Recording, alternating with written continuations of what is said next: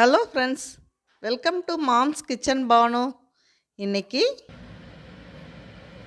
நாம் உண்ணும் உணவே மருந்து இந்த வகையில் இன்றைக்கி நம்ம பாலக்கீரை பொரியல் பண்ண போகிறோங்க. அதுக்கு ஒரு வானல் வச்சுருக்கேன். அதில் 2 ஸ்பூன் எண்ணெய் ஊற்றிக்கலாம்.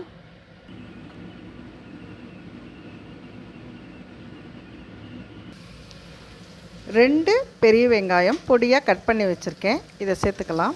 வெங்காயம் நிறையா போட்டால் டேஸ்ட்டாக இருக்கும். அதுக்காக வெங்காயம் போட்டுக்கலாம்.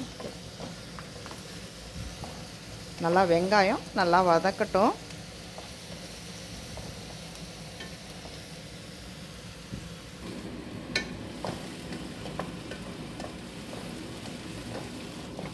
வெங்காயத்தை நல்லா கிளறி விடணும். வெங்காயம் நல்லா வதங்கட்டும். இப்போ ஒரு அரை தக்காளி நம்ம போட்டுக்கலாங்க. ஒரு ஃப்ளேவருக்காக தான் போடுறோம். பாலக்கீரையில் தக்காளி சேர்க்கும்போது கிட்னியில் கல் வரும்னு சொல்லுவாங்க. அதனால் ஒரு அரை தக்காளி மட்டும் போட்டுக்கிறோம். பாருங்கள், ஒரு அரை தக்காளி அளவுக்கு தான் நான் போட்டிருக்கேன். இதையும் போட்டு நல்லா கலக்கி விடலாம். சத்துக்கள் நிறைந்ததுங்க பாலக்கீரை. இந்த பாலக்கீரையில் அவ்வளோ சத்துக்கள் இருக்குது. குழந்தைங்க நார்மலாக சாப்பிட மாட்டாங்க. கீரைனாவே கொஞ்சம் வேணான்னு சொல்லுவாங்க. அதே சமயத்தில் இந்த மாதிரி நீங்கள் பாலக்கீரை செஞ்சு கொடுத்தீங்கன்னா குழந்தைங்க எல்லோரும் விரும்பி சாப்பிடுவாங்க. ஒரு 1/2 ஸ்பூன் இஞ்சி பூண்டு பேஸ்ட். இது பச்சை வாசனை போகிற வரைக்கும் நல்லா கலக்கி விடலாம். அதாங்க இந்த இஞ்சி பூண்டு பேஸ்ட்டு போடுறதுனால தான் நான் கடுகு போடலை.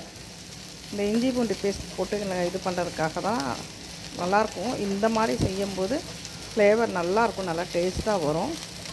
ஒரு டைம் செஞ்சு பாருங்கள். இதோட ஒரு 1.5 ஸ்பூன் மிளகாத்தூள் போடுறேங்க.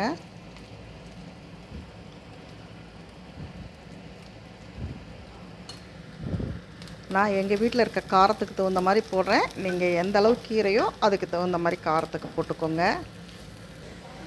பாலக்கீரையை கழுவிட்டு பொடியாக கட் பண்ணி வச்சுருக்கேங்க, போட்டுக்கலாம். எப்பயுமே கீரையை கட் பண்ணிவிட்டு கழுவக்கூடாது. பாலக்கீரை வந்தோடனே கழுவிட்டு கட் பண்ணிக்கலாம்.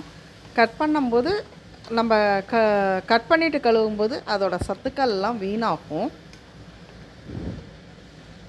பொடியாக கட் பண்ணி வச்சுருக்கேன். அதை போல் நல்லா கலக்கிக்கலாங்க.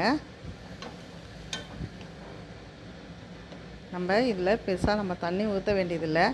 ஏன்னா இதில் இருக்கிற தண்ணியே கொஞ்சம் அப்படியே இதாகட்டும். இப்போ இந்த கீரைக்கு தேவையான அளவு உப்பு போட்டுக்கலாம்.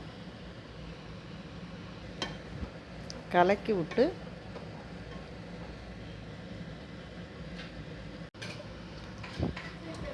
பாருங்கள், கீரை நல்லா வெந்துடுச்சு. இப்போ நம்ம முட்டையை உடச்சி ஊற்றிக்கலாம். எவ்வளோ கீரை போட்டோம் பாருங்கள், எல்லாம் வெந்து அப்படியே பாலக்கீரை மட்டும் அப்படியே கொஞ்சமாக சுண்டி போயிடும். எவ்வளோ கீரை போட்டாலும் சரி அப்படியே கொஞ்சமாக ஆகிடும். இப்போ இந்த பாலக்கீரையில் முட்டையை போட்டுக்கலாம். நான் 2 முட்டை போடுறேன். பாலக்கீரையில் இந்த மாதிரி கொஞ்சமாக சுண்டி போகிறதுக்காக தாங்க கொஞ்சம் நிறையா வெங்காயம் போடுவோங்கிறது. இப்போ 2 முட்டையை போட்டாச்சு. இப்போ நல்லா கலக்கி விடலாம். குழந்தைங்க சாதாரணமாக பொரியல் சாப்பிட மாட்டாங்க. கீரை பொரியல் இந்த மாதிரி முட்டை போட்டு கொடுக்கும்போது நல்லா விரும்பி சாப்பிடுவாங்க.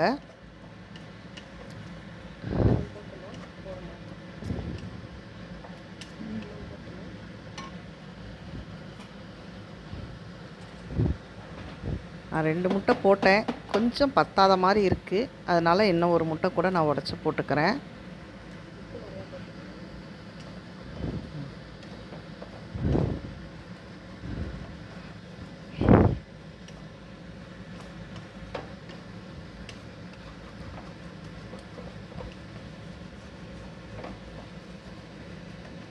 டேஸ்டான பாலக்கீரை முட்டை பொரியல் ரெடி ஆகிடுச்சுங்க.